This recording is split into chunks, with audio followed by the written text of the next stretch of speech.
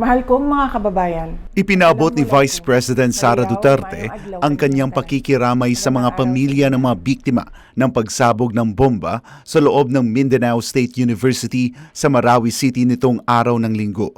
Kasabay nito ay kanyang ipinahayag ang pagkondena sa nasabing pangyayari.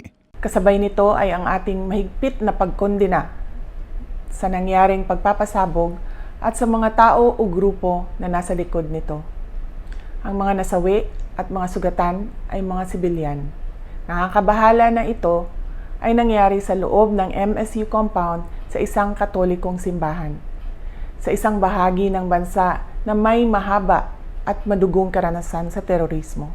Dagdag pa ni Vice President Duterte na ang nasabing pambobomba ay isang gawaing mapangahas at karuwagan. Nanawagan naman ang pangalawang Pangulo sa taong bayan na maging maingat at mapagmatyag kasunod ng nasabing pangyayari.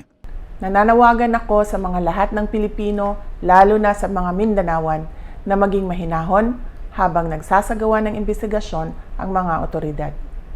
Gayunpaman, kailangan rin nating maging maingat at maging mapagmatyag upang mapigilan natin ang mga maaaring susunod pang atake sa mga sibilyan. Inalala naman ni Vice President Duterte ang nangyaring pambobomba noong 2016 sa Rojas Night Market ng Davao City kung saan ilang sibilyan din ang nasawi.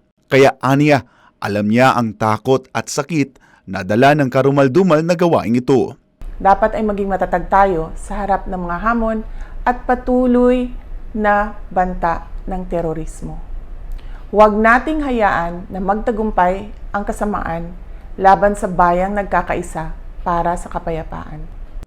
Para sa Diyos at sa Pilipinas kumahal, ako si Jason Rubrico, SM9 News.